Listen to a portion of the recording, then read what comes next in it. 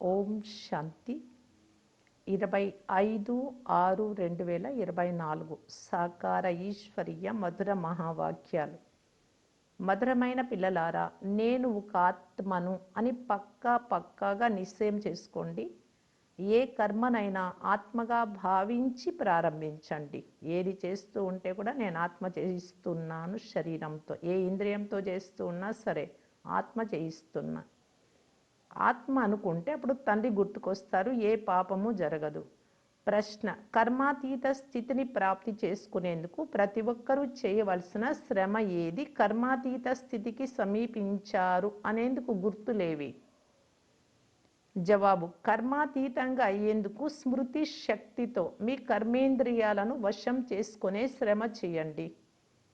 నేను నిరాకార ఆత్మను, నిరాకార తండ్రి సంతానాన్ని అని అభ్యాసం చేయండి.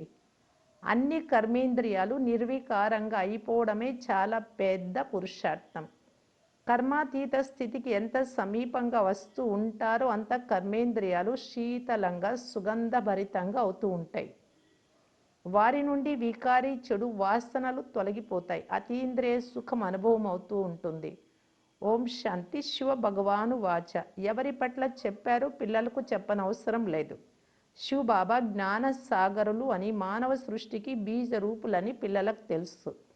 అందువలన వారు తప్పకుండా ఆత్మలతోనే మాట్లాడతారు. శివ బాబా చదివిస్తున్నారు అని పిల్లలకు తెలుసు. బాబా అనే పదము ద్వారా పరమాత్ముడే బాబా అని అంటారు.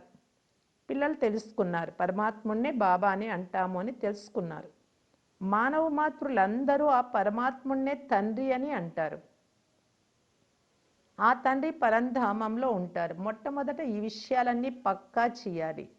స్వయాన్ని ఆత్మాని దృఢంగా నిశ్చయం చేసుకోవాలి. తండ్రి వినిపించే దానిని ఆత్మయే ధారణ చేస్తుంది. పరమాత్మలో ఉన్న జ్ఞానం ఆత్మలోకి కూడా రావాలి. దానిని నోటి ద్వారా వర్ణన చేయాల్సి ఉంటుంది. చదివేదంతా ఆత్మయే చదువుతుంది. ఆత్మ వెళ్ళిపోతే చదువు కానీ ఏ ఇతరం కానీ తెలియదు. ఆత్మ సంస్కారాలను తీసుకెళ్తుంది, వెళ్ళి మరొక శరీరంలో ప్రవేశిస్తుంది. కనుక మొదట స్వయాన్ని ఆత్మాని పక్కాగా భావించాలి. ఇప్పుడు దేహ అభిమానాన్ని వదలాల్సి ఉంటుంది. ఆత్మయే వింటుంది, ఆత్మయే ధారణ చేస్తుంది. ఆత్మ ఇందులో లేకుంటే శరీరం కనీసం కదలను కూడా కదలలేదు. పరమాత్మ ఆత్మలైన మనకు జ్ఞానం ఇస్తున్నారు అని పిల్లలైన మీకు నిశ్చయమే పక్కాగా ఉంది. ఆత్మలైన మనం కూడా శరీరం ద్వారా వింటున్నాము, పరమాత్మ కూడా శరీరం ద్వారా వినిపిస్తూ ఉన్నారు. కానీ క్షణము ఈ విషయాన్ని మర్చిపోతారు. దేహము గుర్తుకు వస్తుంది. మంచి సంస్కారం కానీ చెడు సంస్కారం కానీ ఆత్మలోని ఉంటాయి అని కూడా మీకు తెలుసు. మద్యపానము, చీచి మాటలు మాట్లాడము మొదలైనవి కూడా అవయవాల ద్వారా చేసేది ఆత్మనే. అవయవాల ద్వారా ఇంతటి పాత్ర అభినయించేది ఆత్మనే. మొట్టమొదటిది ఆత్మ అభిమానులుగా తప్పకుండా అవ్వాలి. తండ్రి ఆత్మలనే చదివిస్తారు. ఈ జ్ఞానాన్ని ఆత్మనే తన జతలో తీసుకెళ్తుంది. అక్కడ పరమాత్మ ఎలాగైతే జ్ఞాన సహితంగా ఉంటారో అలాగే ఆత్మలైన మీరు కూడా ఈ జ్ఞానాన్ని జతలో తీసుకెళ్తారు. నేను పిల్లలైన మిమ్ములను ఈ జ్ఞాన సహితంగా తీసుకెళ్తాను. మళ్ళీ ఆత్మలైన మీరు పాత్ర చేయడానికి రావాలి. నూతన ప్రపంచంలో ప్రాలబ్ధాన్ని అనుభవించే పాత్రను అభినయిస్తారు. జ్ఞానం మర్చిపోతారు. ఇవన్నీ మంచి రీతిగా ధారణ చేయాలి. మొట్టమొదట స్వయాన్ని ఆత్మాని చాలా పక్కా చేసుకోవాలి. దీనిని మర్చిపోయేవారు చాలామంది ఉన్నారు. వారు చాలా శ్రమ చెయ్యాలి. విశ్వానికి అధికారిగా అవ్వాలి అంటే శ్రమ చెయ్యకుండా అవ్వలేరు. క్షణము ఈ పాయింట్నే మర్చిపోతారు. ఎందుకంటే ఇది నూతన జ్ఞానం. స్వయాన్ని ఆత్మ అని మరచి దేహ అభిమానంలోకి వచ్చినప్పుడు ఏదో ఒక పాపకర్మ జరుగుతూ ఉంటుంది. దేహి అభిమానిగా అయినందున ఎప్పుడు పాపాలు జరగవు. పాపాలు నశిస్తాయి. మళ్ళీ అర్ధకల్పం వరకు ఎటువంటి పాపాలు జరగవు. కావున మనమంతా ఆత్మలవు.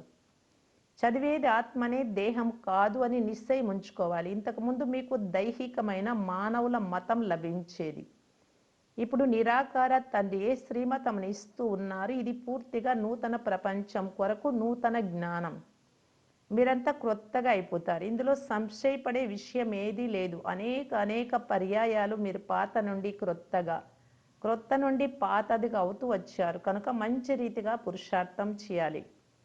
ఆత్మలైన మనము కర్మేంద్రియాల ద్వారా కర్మలు ఆచరిస్తాము. ఆఫీసులు మొదలైన వాటిలో కూడా స్వయాన్ని ఆత్మగా భావిస్తూ కర్మేంద్రియాల ద్వారా పనిచేస్తూ ఉంటే నేర్పించే తండ్రి తప్పకుండా గుర్తుకొస్తారు.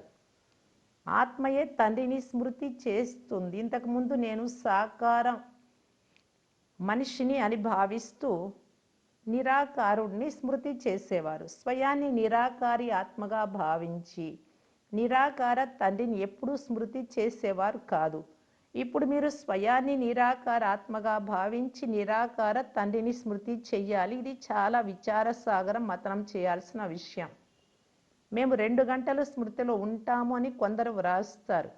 కొందరైతే మేము ఎల్లప్పుడూ శివబాబాను స్మృతి చేస్తూ ఉంటాము అని వ్రాస్తారు. కానీ సదా ఎవ్వరూ స్మృతి చేయలేరు. అలా స్మృతి చేస్తూ ఉంటే ఇంతకుముందే కర్మాతీత స్థితిని పొందుకొని ఉండాలి. కర్మాతీత స్థితి చాలా తీవ్రమైన శ్రమ వలన వస్తుంది.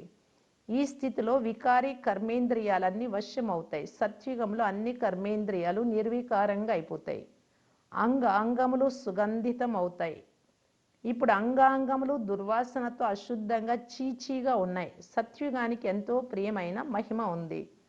దానిని స్వర్గమని, నూతన ప్రపంచమని, వైకుంఠమని అంటారు. అక్కడి రూపురేఖలు, కిరీటము మొదలైన వాటిని ఇక్కడ ఎవరూ తయారు చేయలేరు. భలే మీరు వాటిని చూసి కూడా వస్తారు, కానీ ఇక్కడ వాటిని తయారు చేయలేరు. అక్కడ సహజ సిద్ధమైన శోభ ఉంటుంది. కనుక ఇప్పుడు పిల్లలైన మీరు స్మృతి ద్వారానే పావనంగా అవ్వాలి. స్మృతి యాత్ర చాలా చాలా చెయ్యాలి. ఇందులో చాలా శ్రమ ఉంది. స్మృతి చేస్తూ చేస్తూ కర్మాతీత అవస్థ పొందుకుంటే అప్పుడు అన్ని కర్మేంద్రియాలు శీతలం అవుతాయి. అంగములన్నీ చాలా సుగంధితం అవుతాయి. దుర్గంధం ఉండదు. ఇప్పుడు అన్ని కర్మేంద్రియాలలో దుర్గంధం నిండి ఉంది.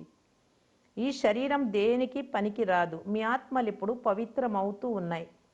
శరీరం పవిత్రంగా అవ్వలేదు. మీకు నూతన శరీరం లభించినప్పుడు పవిత్రం అవుతుంది. అంగములన్నీ దేవతలకు సుగంధ పూరితంగా ఉంటాయి అని మహిమ ఉంది. పిల్లలైన మీకు చాలా సంతోషం ఉండాలి. తండ్రి వచ్చినందున సంతోషపు పాదరస మీటరు పెరిగిపోవాలి. తండ్రి చెప్తున్నారు, నన్ను స్మృతి చేస్తేనే వికర్మలు వినాశనం అవుతాయి. గీతలోని పదాలు స్పష్టంగా ఉన్నాయి. బాబా ఈ విషయం కూడా తెలిపించారు. గీతను చదివే నా భక్తులు కృష్ణుడికి పూజారులుగా తప్పకుండా ఉంటారు. అందుకే దేవతలను పూజించే వారికి వినిపించమని ఈ జ్ఞానాన్ని బాబా చెప్తారు. మానవులు ఒకవైపు శివుణ్ణి పూజిస్తారు, వెంటనే సర్వవ్యాపి అని అనేస్తారు. గ్లాని చేస్తూ కూడా ప్రతిరోజు మందిరాలకు వెళ్తారు. శివాలయానికి గుంపులుగా వెళ్తారు. చాలా ఎత్తుకు, చాలా మెట్లు ఎక్కుతూ కొండలపైకి వెళ్తారు. వైష్ణవీదేవి లాగా శివుడి మందిరాలకు ఎత్తైన ప్రదేశాలలోనే నిర్మిస్తారు ఆ మందిరాలను. శివ బాబా కూడా వచ్చి మెట్ల గురించి చెప్తారు కదా. వారి పేరు ఉన్నతమైనది, వారి నివాసం కూడా ఉన్నతమైనదే. ఎంత ఎత్తుకు వెళ్తారు. బద్రీనాథ్, అమర్నాథ్ మొదలైన చోట్ల శివాలయాలు ఉన్నాయి. ఉన్నతంగా చదివించేవారు కావున వారి మందిరాలు కూడా చాలా ఎత్తుగానే నిర్మిస్తారు. ఇక్కడ గురు శిఖర మందిరం కూడా మధుబన్లో పైన ఉంది. చాలా ఎత్తైన పర్వతంపై నిర్మింపబడి ఉంది. ఉన్నతమైన తండ్రి కూర్చొని మిమ్మలను చదివిస్తారు. శివబాబా వచ్చి చదివిస్తారు అని ప్రపంచంలో ఇతరులు ఎవ్వరికీ తెలియదు. వారు శివబాబాను సర్వవ్యాపి అని అనేస్తారు. ఇప్పుడు మీ ఎదుట లక్ష్యము, ఉద్దేశ్యం కూడా ఉంది. ఇది మీ లక్ష్యం, ఉద్దేశ్యం అని ఒక్క తండ్రి తప్ప ఇతరులు ఎవ్వరూ చెప్పరు. ఈ విషయాలన్నీ తండ్రియే స్వయంగా పిల్లలైన మీకు తెలిపిస్తారు. మీరు వినే కథ కూడా సత్యనారాయణ కథ. గతించిన పోయిన వారి గురించి ఇంతకుముందు ఇలా జరిగింది అని కథలుగా వినిపిస్తారు. దానిని కథ అని అంటారు. ఈ ఉన్నతాతి ఉన్నతమైన తండ్రి అత్యంత పెద్ద కథను వినిపిస్తారు. ఈ కథ మిమ్మలను చాలా ఉన్నతంగా తయారు చేస్తుంది. ఇది సదా గుర్తుంచుకొని అనేక మందికి వినిపించాలి.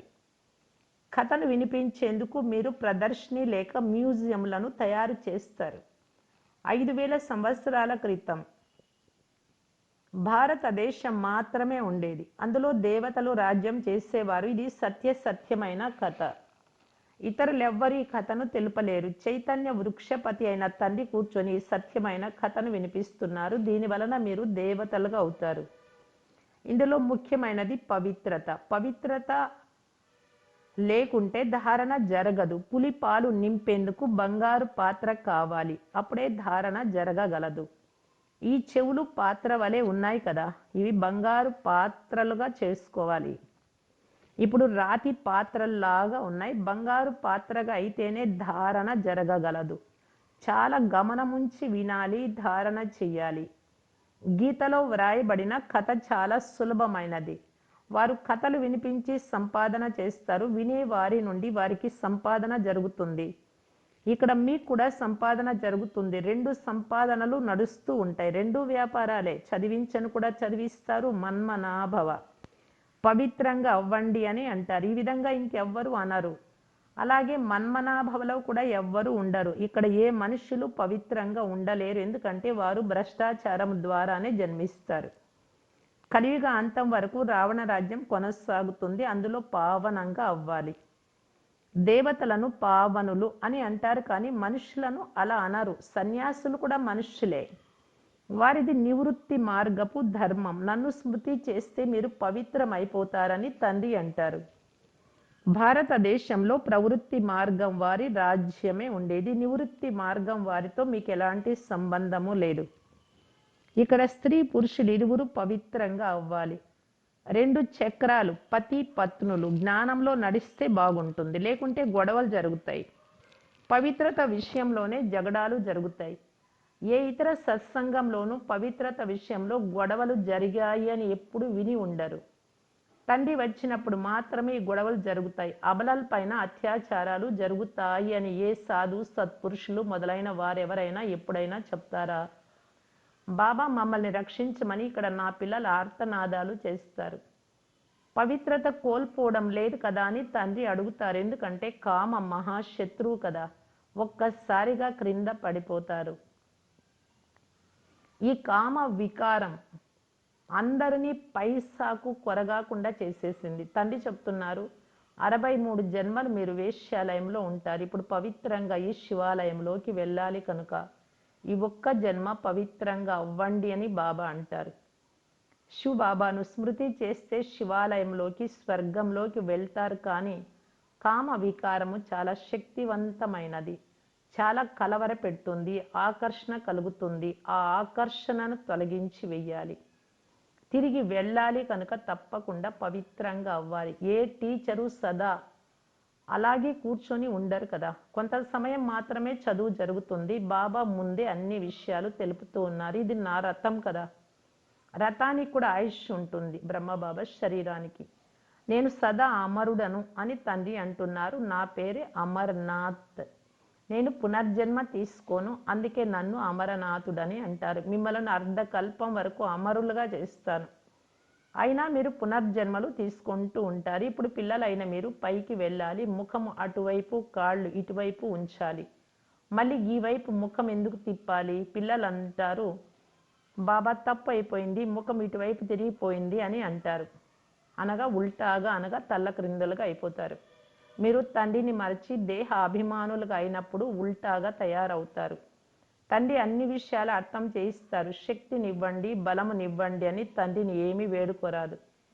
యోగ బలం ద్వారా ఈ విధంగా తయారవ్వండి అని తండ్రి దారి తెలుపుతారు. మీరు యోగ బలంతో ఎంత ధనవంతులుగా అవుతారు అంటే 21 జన్మలు ఎప్పుడూ ఎవరిని అడగవలసిన అవసరం ఉండదు. తండ్రి నుండి మీరు ఇంత అధికంగా తీసుకుంటారు. బాబా లెక్కలేనంత సంపాదన చేయిస్తారు అని మీరు అర్థం చేసుకుంటారు. ఏది కావాలి అంటే అది తీసుకోండి అని అంటారు. లక్ష్మీనారాయణులు అత్యంత ఉన్నతమైన వారు. మీకేం కావాలో అదంతా తీసుకోండి. పూర్తిగా చదువుకుంటే ప్రజల్లోకి వెళ్ళిపోతారు. ప్రజలను కూడా తప్పకుండా తయారు చేసుకోవాలి. పోను పోను అనేక మ్యూజియంలు తయారవుతాయి. మీకు పెద్ద పెద్ద హాళ్ళు, కాలేజీలు లభిస్తాయి. అందులో మీరు సేవ చేస్తారు. వివాహాలకు కట్టబడిన పెద్ద పెద్ద హాళ్ళు కూడా మీకు తప్పకుండా లభిస్తాయి. మీరు ట్రస్టీ వద్దకు వెళ్ళి శివ భగవానుడు మిమ్మల్ని పవిత్రంగా చేస్తాను అని అంటున్నారని చెప్తే ట్రస్టీ హాల్ ఇచ్చేస్తాడు. కామ మహాశత్రువు అని, దాని ద్వారా దుఃఖం పొందారు అని భగవంతుడు చెప్పారని చెప్పండి. ఇప్పుడు పావనంగా అయ్యి పావన ప్రపంచంలోకి వెళ్ళాలి. మీకు హాళ్ళు లభిస్తూనే ఉంటాయి. ఆ తర్వాత చాలా ఆలస్యం అయిపోయింది అని అనేస్తారు. నేను అనవసరంగా తీసుకోను, ఎందుకంటే నేను మళ్ళీ ఇవ్వాల్సి వస్తుంది అని తండ్రి చెప్తున్నారు. పిల్లల పైసా పైసాతో సరోవరం తయారవుతుంది. మిగిలిన వారందరిది మట్టిలో కలిసిపోతుంది. తండ్రి అందరికంటే పెద్ద షరాఫ్ అంటే నగల వ్యాపారి కూడా అయ్యారు. అంతేకాక కంసాలి నగలు తయారు చేయువారు, చాకలి ధోబి శిల్పి అయ్యారు. మంచిది. మధురాతి మధురమైన అపురూపమైన పిల్లలకు మాతాపిత బాప్దాదాల ప్రియ స్మృతులు మరియు గుడ్ మార్నింగ్. ఆత్మిక పిల్లలకు ఆత్మిక తండ్రి నమస్తే. ధారణ కొరకు ముఖ్య సారం. ఫస్ట్ పాయింట్, తండ్రి వినిపించే సత్యమైన కథను బాగా ధ్యాస పెట్టి వినాలి. ధారణ కూడా చెయ్యాలి. తండ్రిని ఏమీ అడగరాదు. 21 జన్మలకు మీ సంపాదన జమ చేసుకోవాలి. సెకండ్ పాయింట్, తిరిగి ఇంటికి వెళ్ళాలి కనుక యోగ బలము ద్వారా శరీర ఆకర్షణలను సమాప్తం చేసుకోవాలి. కర్మేంద్రియాలను శీతలంగా చేసుకోవాలి. దేహ భావనను వదిలే పురుషార్థం చెయ్యాలి. వరదానం, ఒక స్థానంలో ఉంటూ అనేక ఆత్మల సేవ చేసే లైట్ మైట్ సంపన్న భవ. ఎలాగైతే లైట్ హౌస్ ఒక స్థానంలో స్థితమై ఉండి దూరాల వరకు సేవ చేస్తుందో, అలా మీరందరూ ఒక స్థానంలో ఉంటూ అనేక మందికి సేవ చేసేందుకు నిమిత్తంగా అవ్వగలరు. అందుకు కేవలం లైట్ మైట్లతో సంపన్నంగా అయ్యే అవసరం ఉంది. మనస్సు బుద్ధి సదా వ్యర్థం ఆలోచించుట నుండి ముక్తులుగా ఉండాలి. మన్మనాభవ మంత్రం యొక్క సహజ స్వరూపంగా ఉండాలి. మనస శుభ భావన, శ్రేష్ట కామన, శ్రేష్ట వృత్తి మరియు శ్రేష్ట వైబ్రేషన్ల ద్వారా సంపన్నంగా ఉంటే ఈ సేవ సహజంగా చేయగలరు. ఇదే మనసా సేవ. స్లోగన్, ఇప్పుడు బ్రాహ్మణ్ ఆత్మలైన మీరు మైట్గా శక్తిగా అవ్వండి. ఇతర ఆత్మలను మైక్గా తయారు చేయండి. మీరు శక్తి ఇస్తూ ఉండండి, వారు నోటితో చెప్పేవారిగా తయారు చేయండి. అవ్యక్త ఇషారా, కర్మయోగిగా కావటానికి బాప్దాదా తెలియజేస్తూ ఉన్నారు. కర్మయోగి ఎప్పుడే కానీ మంచి లేక చెడు చేసే వ్యక్తుల ప్రభావంలోకి రారు. మంచి కర్మ చేసే వారి కనెక్షన్లోకి వస్తే ఆ ఖుషీలో ఉండిపోవడము. ఒకవేళ ఎవరైనా చెడు కర్మ చేస్తూ ఉంటే సంబంధంలో ఉన్నప్పుడు, అంటే చెడు కర్మ చేసే వాళ్ళ సంబంధంలో ఉన్నప్పుడు కోపంలోకి రావడము, వారిపైన ఈర్ష్య అసూయ ద్వేషం ఉత్పన్న కావడం, అలా ఉండరాదు. ఇవన్నీ కూడా మంచి చెడులన్నీ కూడా కర్మ బంధనాలు. కర్మయోగి ముందుకు ఎవరు ఎలాంటి వారైనా రాని, వీరు స్వయం అతీతంగా మరియు ప్రియంగా ఉంటారు. నాలెడ్జ్ ద్వారా తెలుసుకున్నారు వారిది ఆ పాత్ర నడుస్తోంది అని. కనుక మంచి వారిని మంచిగా తలంచి సాక్షిగా ఉంది చూడాలి. చెడ్డ వారి పట్ల దయాహృదయులై పరివర్తన కావాలి అని శుభ భావనతో సాక్షిగా చూడాలి.